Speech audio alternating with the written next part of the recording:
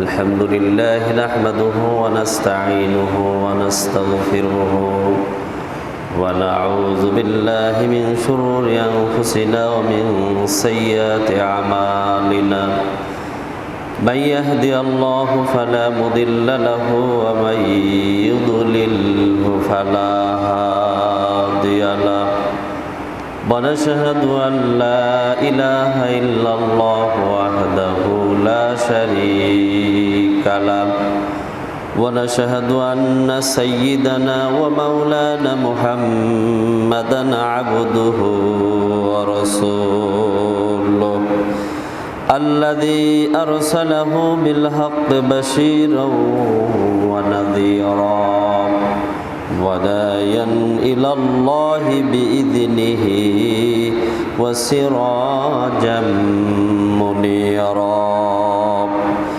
فقد قال الله تعالى في كلامه المجيد والفرقانه الحميد فأعوذ بالله من الشيطان الرجيم بسم الله الرحمن الرحيم الشهر الحرام بالشهر الحرام والحرمات قصاص فمن اعتدى عليكم فاعتدوا عليه بمثل ما اعتدى عليكم واتقوا الله واعلموا أن الله مع المتقين صدق الله العظيم وقال رسول الله صلى الله عليه وسلم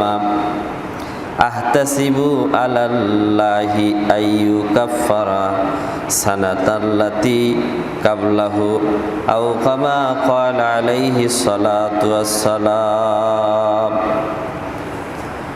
وصدق رسوله النبي الكريم أما بعد আজকে আমরা সর্বপ্রথম ওই মহান আল্লাহ জাল্লা শানুহু সুবহানাহু ওয়া তাআলার দরবারে আলিশানে শুকরিয়া আদায় করছি, যেই মহান মনিব আমাদেরকে ভালোবেসে মহাব্বত করে আরবি বৎসরের অন্যতম মাস, প্রথম মাস আরবি নববর্ষের প্রথম মাস মুহররম মাসের দ্বিতীয় জুমায় পবিত্র একটা দিন শুক্রবার, তারপরে আবার মুহররম মাসের 10 তারিখ, এটাকে বলা হয় আশুরা, অর্থাৎ মুহররমের 10ম তারিখ। সেই 10ম তারিখে আল্লাহ তাআলা আমাদেরকে এই কোভিড-19-এর মধ্য দিয়ে সুস্থ অবস্থায়, সুস্থ দেহে, সুস্থ শরীরে আরও একটি সলাতুল জুমা আদায়ের জন্য মসজিদে এসে সামনের কাতারে বসার জন্য সুযোগ করে দিলেন। সেই সাথে কিছু দিনই আলোচনা শোনা এবং করার জন্য তৌফিক দিলেন। এই জন্যই আল্লাহর দরবারে আলিশানে শুকরিয়া জ্ঞাপনার্থে আমরা সকলেই আল্লাহর দেওয়া জবান খুলে, প্রাণ খুলে শুকরিয়া তান ভরে নেই আলহামদুলিল্লাহ। আর লাখো কোটি দরুদ ও সালাম সেই মহান মানবতার মুক্তির দিশারি সরকারে কায়নাত ফখরে দো আলম হাবিবে দুজাহান সঈদুল বশর সঈদুল কাউনাইন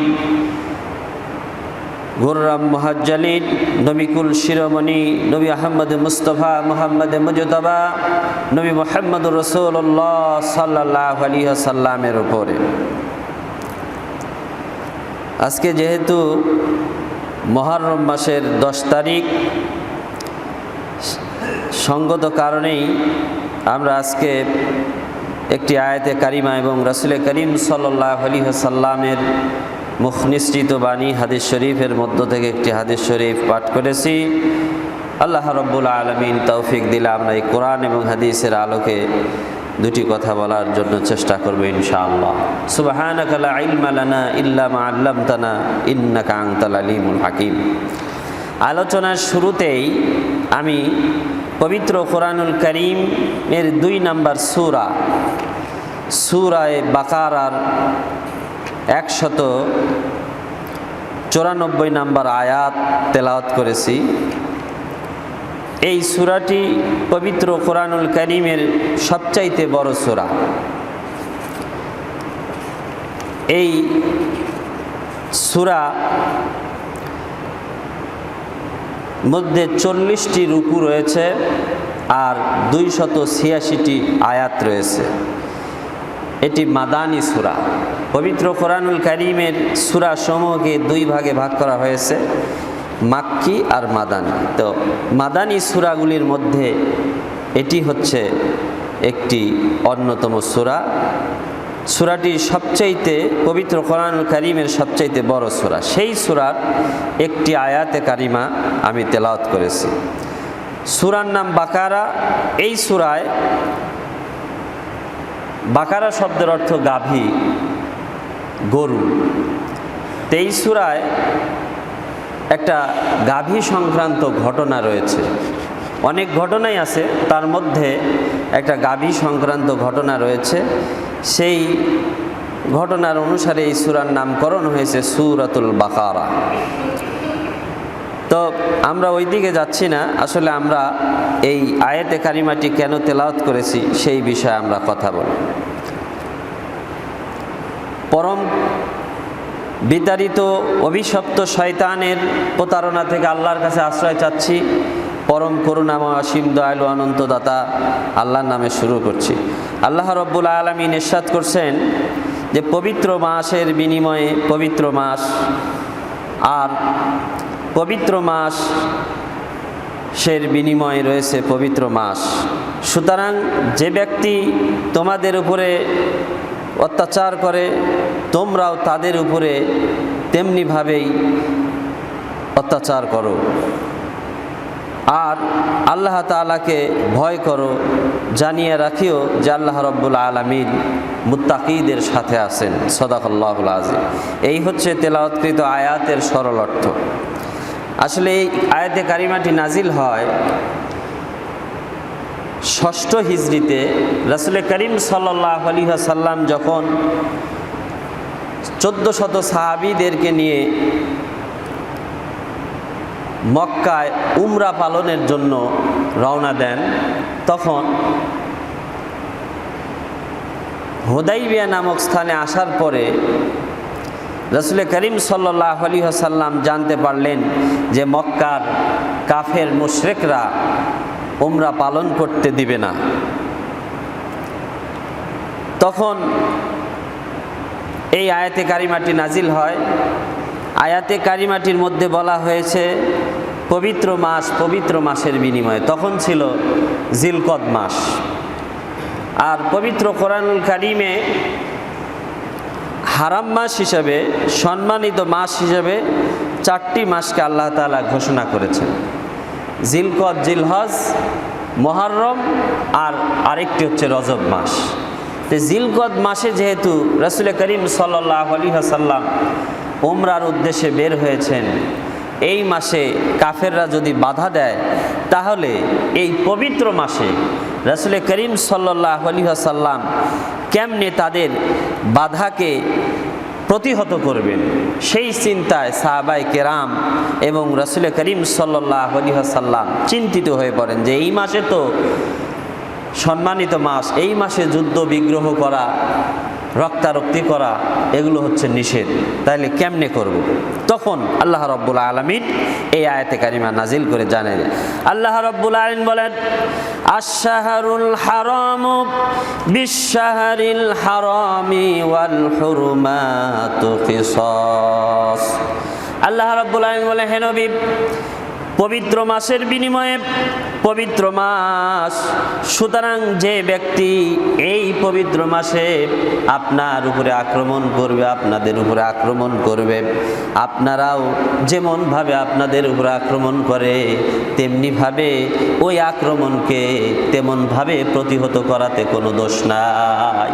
আল্লাহ রাব্বুল আলামিন বিধান নাজিল করে দিলেন, একটা নীতিমালা প্রণয়ন করলেন যে এই পবিত্র মাসে যদি কাফের মুশরিকরা আপনাদের উপরে আক্রমণ করে, যদিও পবিত্র মাস, তারপরে তারা যেভাবে আক্রমণ করবে আপনারাও সেইভাবে আক্রমণ করবেন, এতে কোনো সমস্যা নাই। এরপর আল্লাহ রাব্বুল আলামিন বলেন, ওয়াত্তাকুল্লাহা ওয়ালামু আন্নাল্লাহা মাআল মুত্তাকিন। আল্লাহ রাব্বুল আলামিন বলেন, ওয়াত্তাকুল্লাহ, আল্লাহকে ভয় করো। অর্থাৎ যদি মুশরিকরা কাফেররা যদি আক্রমণ না করে, আপনাদের প্রতি যদি আক্রমণ না করে, আপনারাও কিন্তু তাদের প্রতি আক্রমণ করতে পারবেন না। এমনি অন্যায়ভাবে আগে আগে আপনারা তাদের প্রতি আক্রমণ করতে পারবেন না। এ ব্যাপারে কিন্তু আল্লাহকে ভয় করতে হবে। ওয়ালামু আন্নাল্লাহা মাল মুত্তাকিন। আর আল্লাহ রাব্বুল আলামিন বলেন, হে নবী আপনি জানিয়ে রাখুন যে আল্লাহ রাব্বুল আলামিন যারা মুত্তাকি, যারা আল্লাহকে ভয় করে, যারা পরহেজগার, অন্যায় অশ্লীলতা থেকে নিজেদেরকে বিরত রাখে, তাদের সাথে আল্লাহ আছে, আল্লাহ তাদের সাথে আছে। সুতরাং আগে আগে এরকম আক্রমণ করা যাবে না, অন্যায় করা যাবে না, সেই কথাটি আল্লাহ তাআলা এখানে বলেছেন। তো এই পবিত্র মাসের মধ্যে মুহররম মাসও একটি পবিত্র মাস, অতীব গুরুত্বপূর্ণ মাস। আমরা গত সপ্তাহে এ ব্যাপারে অনেক আলোচনা করেছি। এই মাসের বেশ কিছু গুরুত্বপূর্ণ ঘটনা, ঐতিহাসিক ঘটনা ঘটে গেছে। হাদিস শরীফের মধ্যে আসছে, উমদাতুল কারি লিশারহিল বুখারী, সহিহ বুখারী শরীফের একটা ব্যাখ্যা গ্রন্থ। উমদাতুল কারির লেখক আল্লামা বদরুদ্দিন আইনি রহমাতুল্লাহ আলাইহি এই মুহররমের 10টি গুরুত্বপূর্ণ ঘটনার কথা, ঐতিহাসিক ইসলামের ঐতিহাসিক 10টি গুরুত্বপূর্ণ ঘটনার কথা তার ওই ব্যাখ্যা গ্রন্থের মধ্যে বর্ণনা করেছেন। তিনি বলেন যে এই মুহররম, এই আশুরা সেই পৃথিবী সৃষ্টি লগ্ন থেকেই চলে আসতেছে। অর্থাৎ রাসূল করিম সাল্লাল্লাহু আলাইহি ওয়াসাল্লামের রাসূল করিম সাল্লাল্লাহু আলাইহি ওয়াসাল্লামের নবুয়তি পাওয়ার আগে থেকেই, জন্মের আগ থেকেই, পূর্ব থেকেই এই আশুরা পালিত হয়ে আসতেছে। অনেকগুলো ঘটনার কথা আল্লামা বদরুদ্দিন আইনি রহমাতুল্লাহ আলাইহি তার কিতাব উমদাতুল কারি লিশারহিল বুখারী এর মধ্যে বর্ণনা করেছেন। 10টা ঘটনার কথা বর্ণনা করেছেন। কিন্তু মুহাদ্দিসিনে কেরাম বলেছেন এবং হাদিস আসছে, বুখারী শরীফের মধ্যে আসছে, আল্লাহর নবী বলেন যে আহতাসিবু আলাল্লাহি আইয়ুকাফফারা সানাতাল্লাতি কাবলাহু। এই মুহররমের ফজিলতের কথা বর্ণনা করতে গিয়ে নবীজি বলেন, এই আশুরার দিনে যে ব্যক্তি একটা রোজা থাকবে, নবীজি বলেন যে আমি মনে করি, আমি আল্লাহর উপরে এরকম ধারণা করি যে আল্লাহ তাআলা এই একটা রোজা থাকার বিনিময়ে তার অতীত জীবনের 1 বছরের গুনাহ আল্লাহ মাফ করে দিবেন। সুতরাং এরকম আরও গুরুত্বপূর্ণ কথা আসছে। নবীজি বলেন, সুমু ইয়াউমাল আশুরা ও খালিফুল ইয়াহুদ, তোমরা আশুরায় রোজা থাকো এবং ইহুদিদের বিপরীত করো, বিরোধিতা করো। কারণ হচ্ছে রাসূল করিম সাল্লাল্লাহু আলাইহি ওয়াসাল্লাম মক্কা থেকে মদিনায় হিজরত করার পরে দেখলেন ইহুদিরা এই মাসে, এই আশুরায়, মুহররম মাসের এই 10 তারিখে রোজা পালন করতেছে। নবীজি জিজ্ঞাসা করলেন, ইহুদিরা তোমরা আজকে রোজা আছো কেন? ইহুদিরা বলল, এই দিনে, এই মাসে, এই দিনে আমাদের পয়গম্বর হযরতে মূসা আলাইহিস সালাম ফেরাউনের কবল থেকে, কৃতদাস থেকে মুক্ত হয়ে তার গোত্রের লোকদেরকে নিয়ে, বনি ইসরাইলদেরকে নিয়ে নদী পার দিয়ে, সমুদ্র পার দিয়ে ওই ফেরাউনের কবল থেকে মুক্তি লাভ করেছিলেন।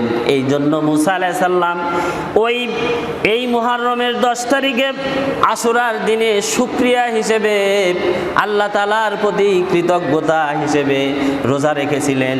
তাই আমরা তার অনুসরণ করে আমরাও রোজা পালন করতেছি। তখন নবীজি বললেন, নাহনু আহাক্কু বিমূসা, আমরা তো মুসা আলাইহিস সালামের দিকে, আমরা মুসা আলাইহিস সালামের প্রতি বেশি অধিকার রাখি, তোমাদের চাইতেও বেশি অধিকার রাখি। সুতরাং তোমরা যদি রোজা থাকো আমরাও থাকবো। নবীজি বললেন, সাহাবীরা তোমরা রোজা থাকো, আর আল্লাহ রাব্বুল আলামিন যদি আগামী মুহররম মাসে আমাকে বাঁচিয়ে রাখেন, তাহলে আমি এই আশুরার রোজার সাথে সাথে ইহুদিদের বিপরীত করার জন্য আরো একটা রোজা বেশি থাকবো। সুবহানাল্লাহি বিহামদি। এছাড়াও রাসূল করিম সাল্লাল্লাহু আলাইহি ওয়াসাল্লাম বলেছেন যে আশুরার রোজা রমজান মাসের রোজার পরে বেশি ফজিলতপূর্ণ রোজা হচ্ছে আশুরার রোজা। সুবহানাল্লাহি বিহামদি। সুতরাং আমরা গত সপ্তাহে বলেছি যে এই রোজা আপনারাও থাকবেন এবং বাড়িতে মা বোনদেরকে মেসেজ দিয়ে দিবেন, যেহেতু মহিলারা রোজা থাকতে বেশি পারদর্শী, নফল রোজা থাকতে পারদর্শী। তো এই আলোচনা হয়ে গেছে। তো এছাড়াও আরও অনেক ঘটনা ঘটে গেছে। হযরত নূহ আলাইহিস সালাম যখন ৯৫০ বছর দাওয়াত দিলেন, তার উম্মতেরা তার দাওয়াতকে যখন ডিনাই করলো, অস্বীকার করলো, গ্রহণ করলো না, মাত্র ৪০ জন নারী এবং নর ছাড়া সবাই অস্বীকার করলো, তখন নূহ আলাইহিস সালাম আল্লাহর কাছে বললেন, আবেদন করলেন যে আল্লাহ, এই জাতি আমাকে রাসূল হিসেবে স্বীকৃতি দিচ্ছে না, নবী হিসেবে স্বীকৃতি দিচ্ছে না, তোমাকে প্রভু হিসেবে স্বীকৃতি দেয় না, এই জাতিকে আর রেখে লাভ নাই। তখন আল্লাহ রাব্বুল আলামিন এক মহাপ্লাবন দিয়ে তাদেরকে দুনিয়া ছেড়ে নাস্তানাবুদ করে বিদায় করে দিলেন। তো এরপরে হযরতে ঈসা আলাইহিস সালাম কে আল্লাহ রাব্বুল আলামিন এই মাসেই, এই মুহররম মাসের এই 10 তারিখে ওই ঈসা আলাইহিস সালামের জালিম উম্মতদের কবল থেকে মুক্ত করে আকাশে উঠাই নেন। এরপরে হযরত ইয়াকুব আলাইহিস সালাম, হযরত ইউসুফ আলাইহিস সালাম যখন ইউসুফ আলাইহিস সালামকে যখন তার ভাইরা নিয়ে কূপে ফেলে দিল, তখন হযরত ইয়াকুব আলাইহিস সালাম কান্নাকাটি কান্নাকাটি করতে করতে এক সময় তার চক্ষু অন্ধ হয়ে যায়। এরপর আল্লাহ রাব্বুল আলামিন তার দৃষ্টি শক্তি ফিরিয়ে দেন। সেই দিনটা ছিল এই